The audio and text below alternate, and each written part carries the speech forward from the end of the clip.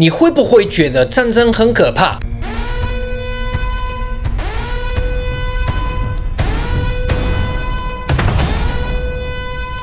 但是你没有发现战争是从认知作战开始。那今天我们会了解这件事。Hello， 大家好，我是炯炯。会想要你跟我们解释现在的战争，已经开始的战争到底是怎么一回事？没有硝烟的战争嘛？那大家或多或少都听过这个概念，网络上的资讯战哦，台湾人很多人都听过这个概念，或许听说过认知作战，但是认知作战到底是什么？那很多人会误解的一件事是以为认知作战就去丢一丢假资讯，或者是率领一堆网军好多这个奇怪的留言在那边吵架攻击你这个就叫做认知作战。好，我们先厘清一个定义，就是认知作战是必须是国对国发起的。那如果只是网军只是在上面吵架骂人这种留言的发生呢，即使我们今天没有任何的政治目的或是国家侵略国家的事情发生，都可能会有。带风向其实是一个很中性的行为，谁都会带风向。讲明星在推荐什么化妆品好用，那是不是带风向？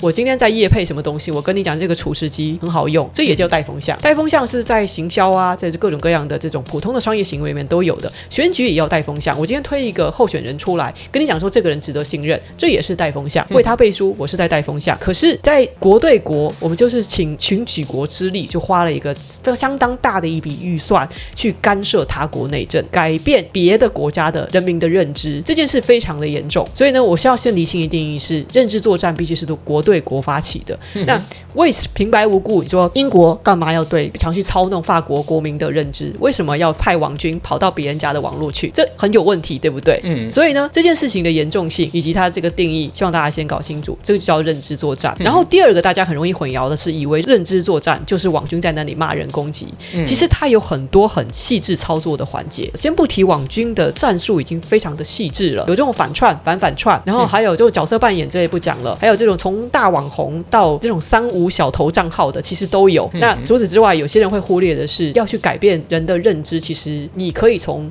很上面的源头开始改。比方讲，虽然现在大家不太去看传媒新闻，但是实际上以台湾的案例来讲，因为红色渗透已经非常严重，这可能是在很多年前，甚至在太阳花那个阶段的时候，许多的红色媒体已经在那边卡位，就是比如像我们讲的中字头的这些电视台，他们完全与其说我们就搞一堆网军在那边带风向，可是没有错误的资讯来源，网军是很难去带风向的。尤其就是台湾人，可能很多人现在还会相信传统媒体的话，那一定是假消息会先从媒体那边放出，然后下面的网军再去做一个什么，比方讲5个人、10个人在那边做一个带风向的操作，然后接下来的100人、200人、300人，他其实不是网军，但是他们被带跑，然后这些人会在被假资讯影响到的认知，会在通过情绪渲染，或是一些他们的主观认知已经被洗脑了之后，这些假资讯会再进一步扩散，这个环节会再出去。那只是做到这一阶段，就是我们说从传媒到网军的渲染这部分，这只是才是最简单的一个操作。然后接下来是什么？好，反正因为还是有相当一部分人他们不看新闻台嘛，那他们看什么？他们看懒人包，他们参与社群讨论，他们在社团里面跟什么当地人有这种什么婆婆妈妈的互助社团里面，他们会在那边接受资讯。再不然是什么追网红，再来是什么我加入 LINE 群组。哇，你知道其实中共网军无所不在，所有地方他们都有渗透。最早记录的是在2017年开始，他们在 LINE 群组、在脸书社团、在很多的自媒体领域都早就有渗透了。那个是在8年前就有记录的，他们实行的时间肯定是更早。对，我觉得最主要是中共在渗透台湾，很多人会接受，觉得这个有可能没问题。但是为什么做这件事？这件事情的目的是什么？因为很多人会觉得这个没关系，是网络世界在发生的事情，在吵架。对。但是事实上，这件事的影响是台湾会被拿下来，被拿下来是因为中共会控制台湾人的想法。听起来是一个好像没有那么可怕啦，就是偏离而已。但是事实上是非常严重。所以我们常常会说，打台湾不如买台湾，买台湾不如骗台湾。现在就是骗台湾，但是骗台湾对中共是非常重要，因为打台湾很有可能是没有办法做到，骗台湾的成本太低啦。所以我觉得他们是非常努力的在做这件事。但是这件事的后果是，可能没有多久之后，有一种莫名其妙的法律会改变，然后大家都觉得我年接受，因为在战争死掉跟没有言论自由比较，当然我还是觉得没有言论自由没有关系，我还有生命。如果我没有生命，当然也没有言论自由。很多人会觉得这个也很有道理，所以我们要不要放弃？放弃之后呢，被中共控制之后，就你的生命会变成怎样？我觉得这个后果是非常严重，大家都会觉得这个只是网络上在发生，但是这个对你日常生活的后果会非常严重，不会去进一步思考。有一个很有趣的现象，因为我前天有去街访，你问10个人，10个人都相信网络上有中共的网军，然后你再进一步问他们说，那你说这些中共网军为什么要在这里制造纷乱？他们都会发一下呆，然后说不知道，想看笑话吧。我就说，但是你已经等于说你承认他们在发动认知作战，你相信有中共网军在台湾的网站上乱，但是你进一步你还是不知道他们要干嘛，派网军过来在这里要做什么，就只有一个目的啊。那因为习近平也从来一直都挂在嘴边的，就是台湾是中国不可分割的一部分，所以是什么？代表说他想要吞并台湾，而这个认知作战就是他其中的一个环节，正在进行中。但是台湾人，我觉得很多人他们思考到这一步，他们就会宕机，他们拒绝去接受，可能有点麻痹吧。我觉得不用在意那么多了。你们会希望中国跟台湾统一吗？没差。我觉得统一不统一，我自己是觉得还好，好像跟自己的生活完全无关。对，很妙，他们成功了。因为如果你没有危机感，他们会说你可不可以不要讲中共？就叫你不要讲中共，很难说哎。而且你不想要有危机感，这个最可怕。他们觉得不去面对这件事就不会发生。对。然后第二件事就是你说的，的确很多人会觉得，我与其在战场上死掉，我不如说没有言论自由，我也要苟活着。对，我们民主太久了，我们没有办法去想象，那如果你真的在一个独裁的体制下生活是什么感受？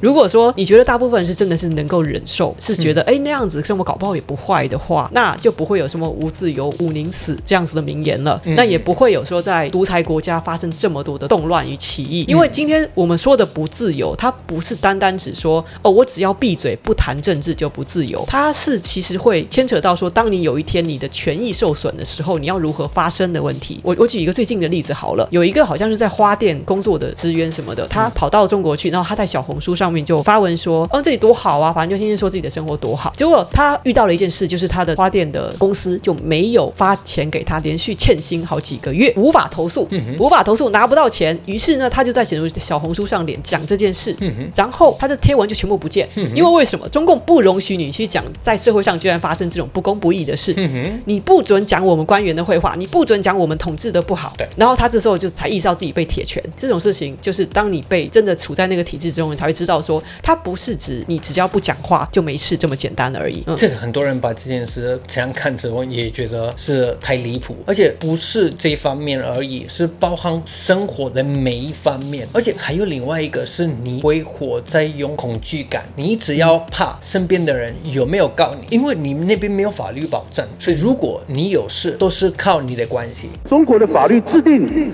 它不是为了保护人民的权益，它是为了保护执政者意志的伸张。一刀切的方法是对中国官方最方便，但是对中国人的权益是影响最大的。我们先以健保资源医护来讲嘛，台湾的资源其实是非常好的，有很多是中国的权势人士都想要的，但是他们在国内得不到。那你说如果一旦我们统一了我们就变成一个国家的话，你说这些台湾最好的、最棒的、最顶尖的资源是优先给中国那边过来的有钱人，还是给台湾的百姓？我们在民主国家呢，至少我们还会去照顾弱势。这个是我们跟中国的一个最大的区别。现在还是有人会抱怨说，台湾随着社会的进步之后，虽然 GDP 增加了，但是贫富差距好像变得比以前有大一些。对，但是你自己看一看，那我们的贫富差距好像是第10几名吧，在全球排名，但是中共是第70几名。这个落差非常大。可是我们的贫富差距比中共那边要小得多，而且我们的人均 GDP 在排名可能是比中共要领先，甚至100多名前面。对，我也是观察到，很多人会觉得中国很有钱，没错，但是中国人呢？中国人有钱当然是没有，也是李克强几年前也讲了，有6亿人每个月的收入也就是1000元，1000元在一个中等城市可能租房都困难。对，他们有钱，但是轮不到你呀。对，你有钱，其实随时可以被国家拿走了。对，你看马云就知道啊。去年10月，马云批判中国大陆金融系统逗笑全场听众，但这些听在大陆当局耳里可能很刺耳。这场论坛之后，蚂蚁金服上市 IPO 梦碎，阿里巴巴被反垄断调查，已经超过2个月没有马云一点消息。而且不是马云而已，是有很多人是这样子。钱放在银行里会取不出来，对你会相信这样子的国家？马云上次真的被打压到，突然之间网络上完全没有他的声音，我们大家还在想说他是不是被带走了？2年就是完全消失，然后回来的时候，基本上他们是把公司抢走了。他回来是有任务的，也是为了要响应国家的政策。对，当然如果没有任务，当然也是不会回来啊。对，大家都应该要考虑的事情。那你们怎么看这件事？你们留言跟我说。而且如果你觉得我拍这样的影片，我讨论这些议题对台湾社会有贡献，你可以考虑当我频道会员。现在我们有一个讨论区的平台，所以可以跟我或是跟其他的会员讨论这些议题。我们下次见，谢谢，拜拜，拜拜。